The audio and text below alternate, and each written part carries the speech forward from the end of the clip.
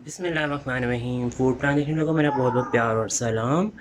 तो जी नाज़रीन, मज़ेदार किस्म की कुर्बानी की जो डिशेज़ हम बना रहे हैं कुर्बानी की ईद के लिए, तो आज है जी मज़ेदार किस्म का बीफ मसालेदार बनाने की बारी। तो चलते हैं किचन में और बनाते हैं मज़ेदार किस्म का मसालेदार बीफ।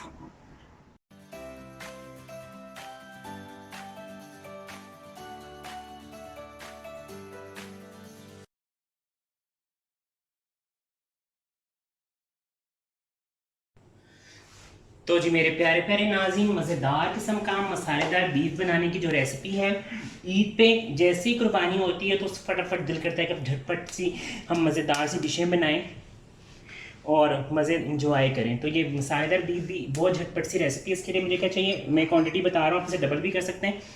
ये हाफ़ के जी के साथ आप इस रेसिपी को डबल भी कर सकते हैं।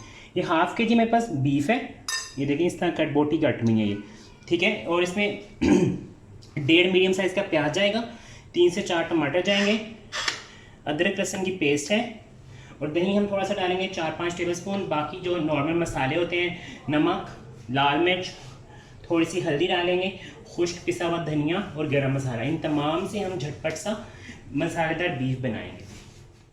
अच्छा जी, तो नाज़रीन ये मेरे पास पॉट मैंने ले लिए, ये मैं थोड़े से डिफरेंट स्टाइल से बना रहा हूँ। आप इसी स्टाइल को फॉलो कीजिएगा तो बहुत ज़बरदस्त और झटपट से आपका बीफ की मसालेदार बीफ बन जाएगा। ये मेरे पास बीफ जो था हाफ़ के जी, इसको मैंने सिर्फ लेमन जूस और अदरक लहसुन की पेस्ट बना के रख दिया था, ताकि एक तो अगर गोश्त में कुछ स्मेल है वो भी ख़त्म हो जाए जो अक्सर कुर्बानी के गोश्त में आती है वो भी ख़त्म हो जाए, और साथ थोड़ा सा ये गलने में भी मदद देगा। इसके साथ ही मैं इसमें प्याज डाल दूँगा, जो मेरे पास तकरीबन 1.5 प्याज जाएगी, ठीक है।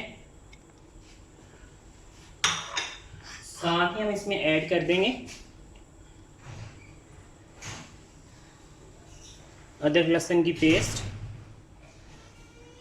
टमाटर हम बाद में डालेंगे, ठीक है, शुरू में हम टमाटर नहीं डालेंगे इसमें। ये हो गया। और अब हम डालेंगे इसमें स्पाइसेस। सबसे पहले हम डालेंगे जिसमें हल्दी पाउडर, हाफ टी स्पून हल्दी पाउडर है,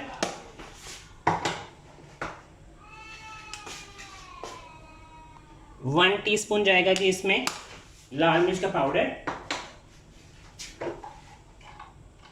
हाफ टी स्पून ही हम डालेंगे इसमें कुछ जीरे का पाउडर, धनिया पाउडर, और हम इसमें एक चुटकी साबुत गरम मसाले की डालेंगे, जिसमें ज़ीरा होगा, 2-3 लौंग होंगे, बड़ी इलायची होगी, उससे खुशबू आएगी इसमें, और ज़ीरा और जो काली मिर्च होती है वो उसकी होती है वो जाएंगी, ठीक है। इन तमाम चीज़ों को अब मैं रख दूँगा इसी तरह, ठीक है। इसमें मैंने कुछ भी नहीं करना, इसको बस हमने इस तरह हिला के रख देना, फिर हम आपसे मिलते हैं 20 मिनट तक। जी तो ये हमारे पास 20 मिनट के बाद ये देखें हमारे मीट की कंसिस्टेंसी कुछ इस तरह की हो जाएगी। ये देखें प्याज भी सारा उसके साथ गल गया और गोश्त भी काफ़ी हद तक आपका जो है वो गल गया। अब है बारी इसमें बाकी के अज्जा डालने की। तो अज्जा आज अज्जा जो है ना काफ़ी फंस के निकल रहे हैं। देखिए हम डालेंगे इसमें टमाटर, ठीक है। इसमें अब कुछ पानी शानी कुछ भी हम ऐड नहीं करेंगे, क्योंकि हमने इसका मसाला बनाना है, ठीक है। अब इस कंडीशन में हम टमाटरों के साथ इसको थोड़ा सा छोड़ देंगे ताकि इसकी अच्छी सी भुनाई हो, टमाटर भी थोड़े से गल जाए, वो जो कसर रह गई है वो भी इसकी ज़रा अच्छी हो जाए। तो मिलते हैं आपसे 5 मिनट की ब्रेक के बाद। जी तो मेरे प्यारे प्यारे नाज़रीन, हमारा मज़ेदार किस्म का जो मसाला है वो मेरे ख्याल में लगभग रेडी हो गया है भुनाई के लिए। और आपने नहीं पकड़ना, आपने हमेशा ये देखिए टमाटर भी कितना मज़े का गल चुका है और उसने अपना सारा पानी भी इसमें छोड़ दिया है, जिसकी वजह से हमारा जो प्याज था वो भी सारा गल गया और जो है बिल्कुल खुश्क भी नहीं होगा। थोड़ा सा जो मसाला है, अब इसकी ग्रेवी इसी मसाले की इसी तरह ही बनेंगे। देखिए टमाटर भी सारा इसमें मज़े से गल गए। अब है बारी इसमें बाकी के इंग्रेडिएंट्स डालने की। वैसे तो मुझे थोड़ा सा स्पाइसी को फ्रेश देना था, मैं इसमें लाल जो कुटी हुई मिर्च साबुत मिर्च होती है वो डालूँगा, हाफ टी स्पून हो जाएगी इसमें। और थोड़ा चटपटा करने के लिए हम इसमें डालेंगे chaat masala half tea spoon.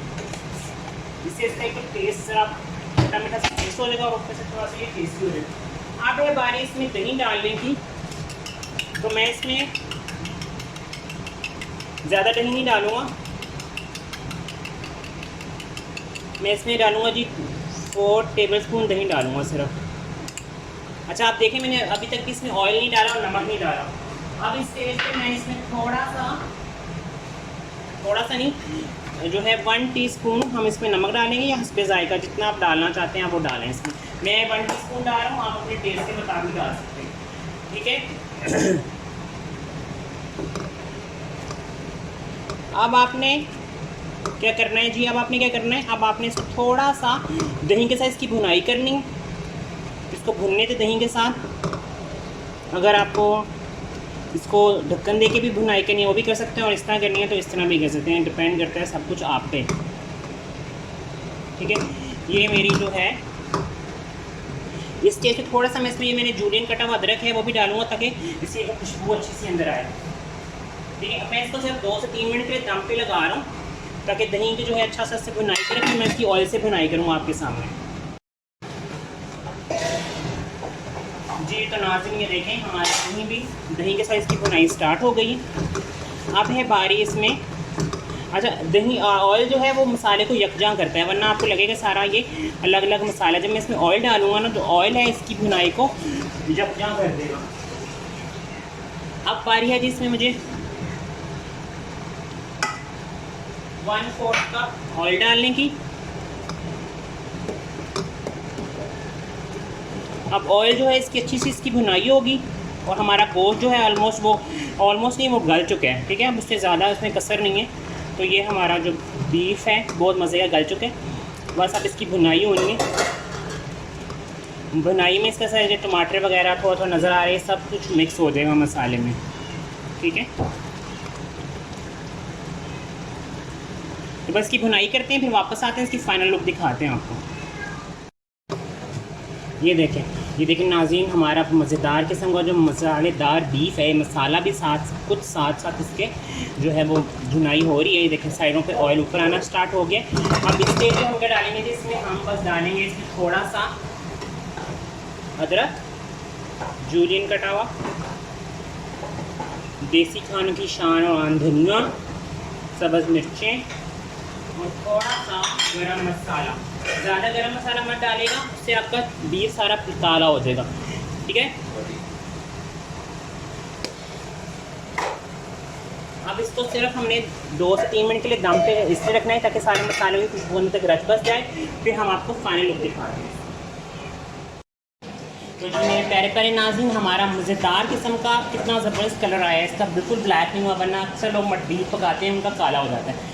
इस रेसिपी को अगर इसी तरीके से पकाएंगे तो आपका भी मज़ेदार मसालेदार बीफ रेडी हो जाएगा। बीफ पे इस रेसिपी को जरूर ट्राई कीजिएगा। लास्ट में से मैं इसको लेमन निचोड़ा था, वो मुझे रिकॉर्ड करना याद नहीं रहा, सॉरी। सिर्फ लेमन निचोड़ा है मैंने इसके लास्ट में। इस रेसिपी को ईद की पे अपने दस्तरखान की जरूर बनाएगा। मुझे मेरे चैनल को दुआ में याद आएंगे। मिलेंगे नेक्स्ट रेसिपी में। चैनल को लाइक शेयर सब्सक्राइब करना बिल्कुल मत भूलेगा। अल्लाह हाफ़िज़।